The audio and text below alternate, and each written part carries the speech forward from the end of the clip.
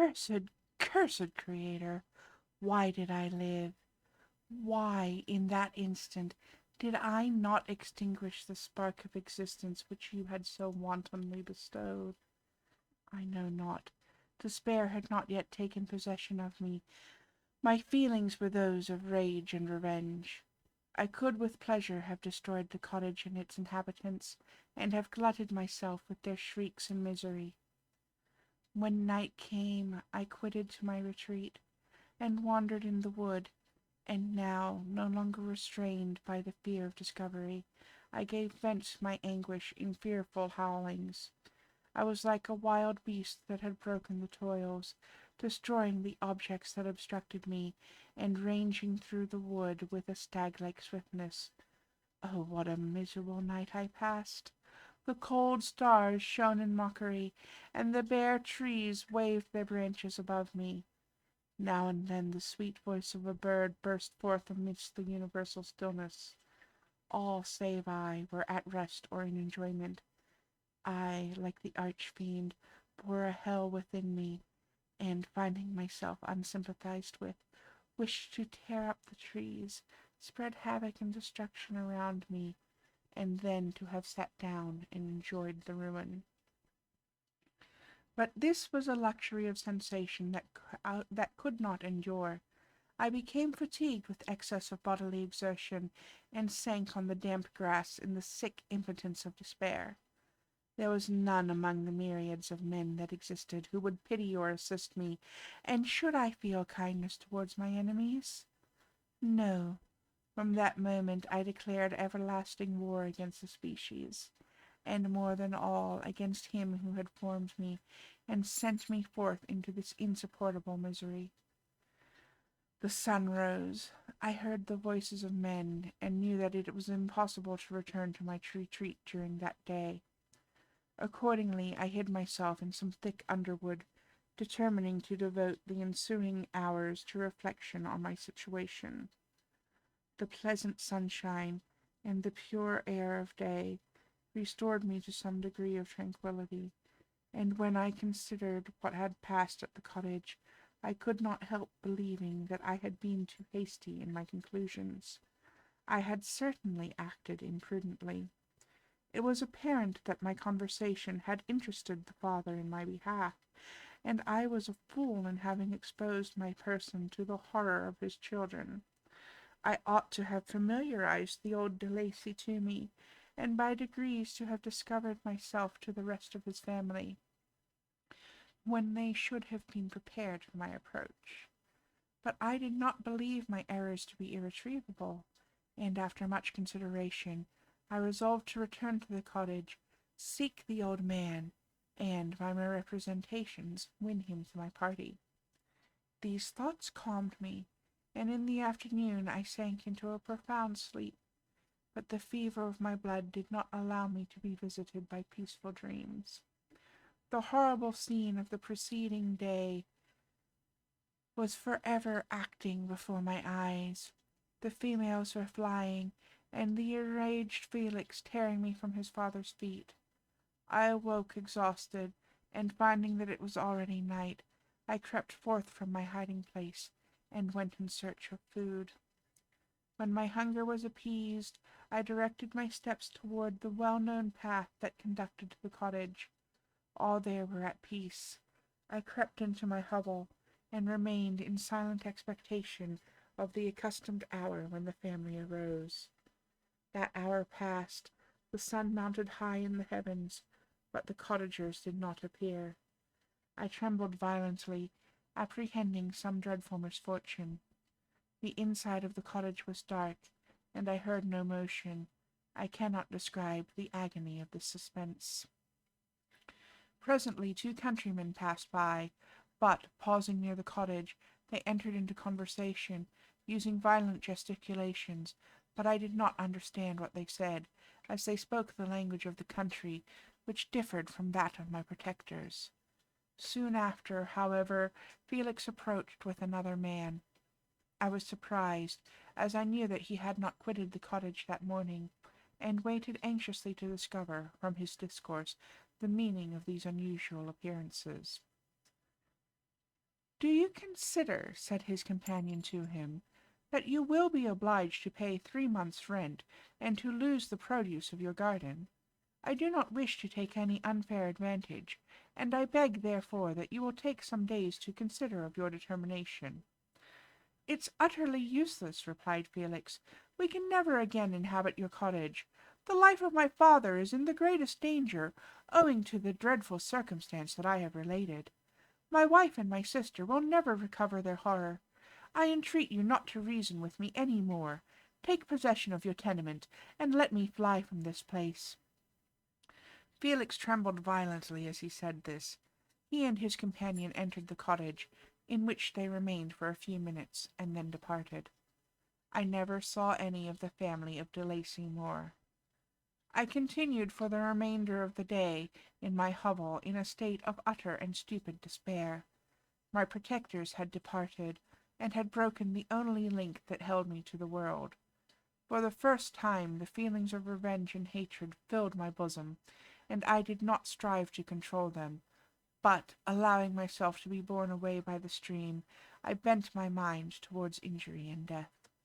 When I thought of my friends, of the mild voice of de Lacy, the gentle eyes of Agatha, and the exquisite beauty of the Arabian, these thoughts vanished, and a gush of tears somewhat soothed me.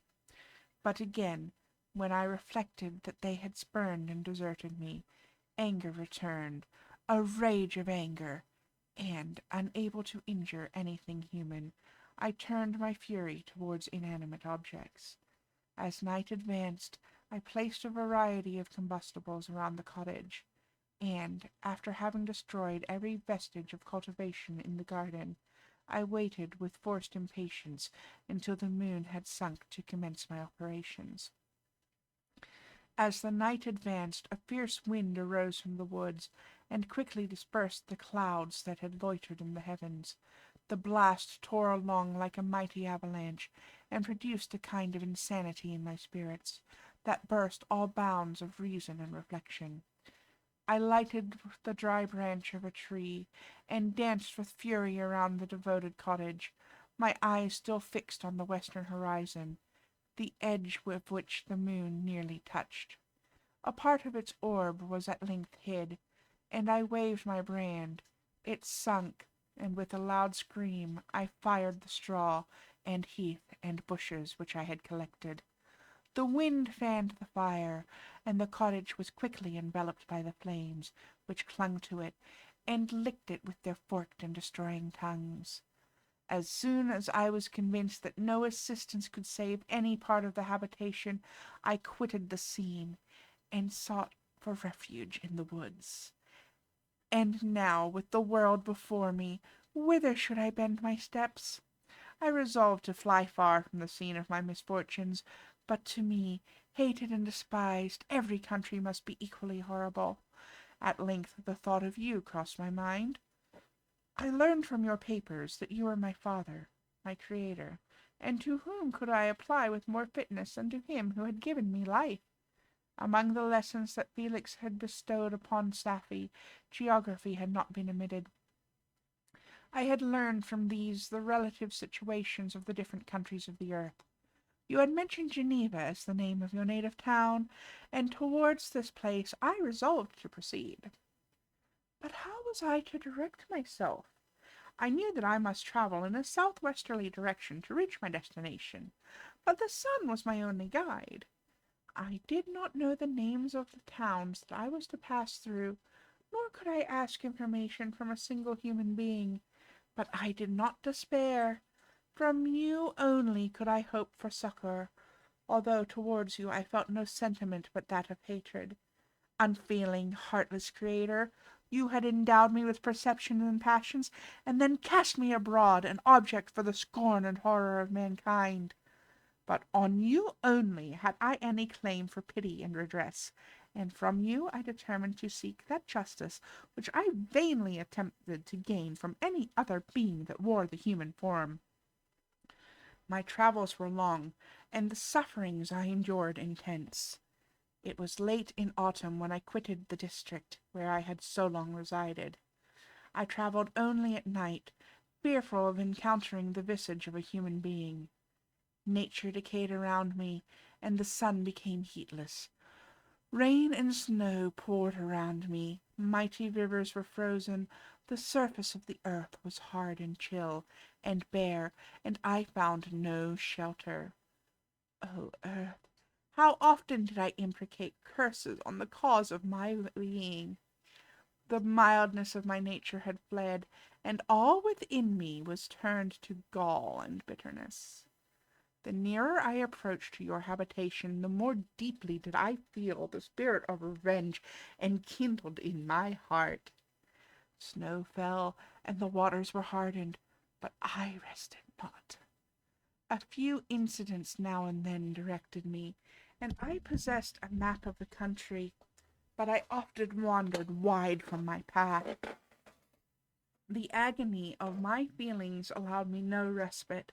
No incident occurred from which my rage and misery could not extract its food, but a circumstance that happened when I arrived on the confines of Switzerland, when the sun had recovered its warmth, and the earth again began to look green, confirmed in an especial manner the bitterness and horror of my feelings. I generally rested during the day, and travelled only when I was secured by night from the view of man. One morning, however, finding that my path lay through a deep wood, I ventured to continue my journey after the sun had risen. The day, which was one of the first of spring, cheered even me by the loveliness of its sunshine and the balminess of the air. I felt emotions of gentleness and pleasure, that had long appeared dead, revive within me. Half surprised by the novelty of the sensations, I allowed myself to be borne away by them, and forgetting my solitude and deformity, I dared to be happy. Soft tears again bedewed my cheeks, and I even raised my humid eyes with thankfulness towards the blessed sun which bestowed joy upon me. I continued to wind among the paths of the wood until I came to its boundary, which was skirted by a deep and rapid river, into which many of the trees bent their branches, now budding with the fresh spring. Here I paused, not exactly knowing what path to pursue, when I heard the sound of voices that induced me to conceal myself under the shade of a cypress. I was scarcely hid when a young girl came running towards the spot where I was concealed, laughing as if she ran from someone in sport. She continued her course along the precipitous sides of the river, when suddenly her foot slipped, and she fell into the rapid stream. I rushed from my hiding place, and with extreme labor from the force of the current saved her and dragged her to the shore. She was senseless, and I endeavored by every means in my power to restore animation, when I was suddenly interrupted by the approach of a rustic, who was probably the person from whom she had playfully fled. On seeing me, he darted towards me, and tearing the girl from my arms, hastened towards the deeper parts of the wood. I followed speedily, I hardly knew why, but when the man saw me draw near, he aimed a gun, which he carried, at my body, and fired. I sunk to the ground, and my injurer, with increased swiftness, escaped into the wood. This was then the reward of my benevolence. I had saved a human being from destruction, and as a recompense I now writhed under the miserable pain of a wound which shattered the flesh and bone. The feelings of kindness and gentleness, which I had entertained but a few moments before, gave place to hellish rage and gnashing of teeth. Inflamed by pain, I vowed eternal hatred and vengeance to all mankind, but the agony of my wound overcame me. My pulses paused, and I fainted. For some weeks I led a miserable life in the woods, endeavoring to cure the wound which I had received. The ball had entered my shoulder, and I knew not whether it had remained there or passed through. At any rate, I had no means of extracting it. My sufferings were augmented also by the oppressive sense of the injustice and ingratitude of their infliction. My daily vows rose for revenge, a deep and deadly revenge, such as would alone compensate for the outrages and anguish I had endured. After some weeks my wound healed, and I continued my journey. The labors I endured were no longer to be alleviated by the bright sun or gentle breezes of spring. All joy was but a mockery, which insulted my desolate state, and made me feel more painfully that I was not made for the enjoyment of pleasure. But my toils now drew near a close, and in 2 months from this time I reached the environs of Geneva. It was evening when I arrived, and I retired to a hiding place among the fields that surround it, to meditate in what manner I should apply to you. I was oppressed by fatigue and hunger, and far too unhappy to enjoy the gentle breezes of evening, or the prospect of the sun setting behind the stupendous mountains of Jura. At this time a slight sleep relieved me from the pain of reflection, which was disturbed by the approach of a beautiful child, who came running into the recess I had chosen, with all the sportiveness of infancy. Suddenly, as I gazed on him, an idea seized me that this little creature was unprejudiced, and had lived too short a time to have imbibed a horror of deformity. If, therefore, I could seize him, and educate him as my companion and friend, I should not be so desolate in this peopled earth. Urged by this impulse, I seized on the boy as he passed, and drew him towards me. As soon as he beheld my form, he placed his hands before his eyes, and uttered a shrill scream. I drew his hand forcibly from his face, and said, "Child, what is the meaning of this? I don't intend to hurt you. Listen to me." He struggled violently. "Let me go," he cried. "Monster! Ugly wretch! You'll wish to eat me and tear me to pieces. You're an ogre. Let me go, or I'll tell my papa." "Boy, you will never see your father again. You must come with me." "Hideous monster! Let me go. My papa is a syndic. He is Monsieur Frankenstein. He'll punish you. You dare not keep me." "Frankenstein? You belong then to my enemy, to him towards whom I have sworn eternal revenge. You shall be my first victim." The child still struggled, and loaded me with epithets which carried despair to my heart. I grasped his throat to silence him, and in a moment he lay dead at my feet. I gazed on my victim, and my heart swelled with exultation and hellish triumph. Clapping my hands, I exclaimed, "I, too, can create desolation. My enemy is not invulnerable. This death will carry despair to him, and 1,000 other miseries shall torment and destroy him." As I fixed my eyes on the child, I saw something glittering on his breast. I took it. It was a portrait of a most lovely woman. In spite of my malignity, it softened and attracted me. For a few moments I gazed with delight on her dark eyes, fringed by deep lashes, and her lovely lips, but presently my rage returned. I remembered that I was forever deprived of the delights that such beautiful creatures could bestow, and that she, whose resemblance I contemplated, would, in regarding me, have changed that air of divine benignity to one expressive of disgust and affright. Can you wonder that such thoughts transported me with rage? I only wonder that at that moment, instead of venting my sensations in exclamations and agony, I did not rush among mankind, and perish in the attempt to destroy them. While I was overcome by these feelings, I left the spot where I had committed the murder, and seeking a more secluded hiding place, I entered a barn which had appeared to me to be empty. A woman was sleeping on some straw.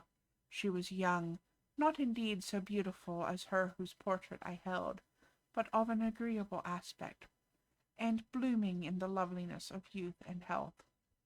Here, I thought, is one of those whose joy-imparting smiles are bestowed on all but me. And then I bent over her, and whispered, "Awake, fairest, thy lover is near, he who would give his life but to obtain one look of affection from thine eyes. My beloved, awake." The sleeper stirred. A thrill of terror ran through me. Should she indeed awake, and see me, and curse me, and denounce the murderer? Thus would she assuredly act if her darkened eyes opened, and she beheld me. The thought was madness. It stirred the fiend within me. Not I, but she shall suffer. The murder I have committed, because I am forever robbed of all that she could give me. She shall atone. The crime had its source in her. Be hers the punishment. Thanks to the lessons of Felix and the sanguinary laws of man, I had learned now to work mischief. I bent over her and placed the portrait securely in one of the folds of her dress. She moved again, and I fled.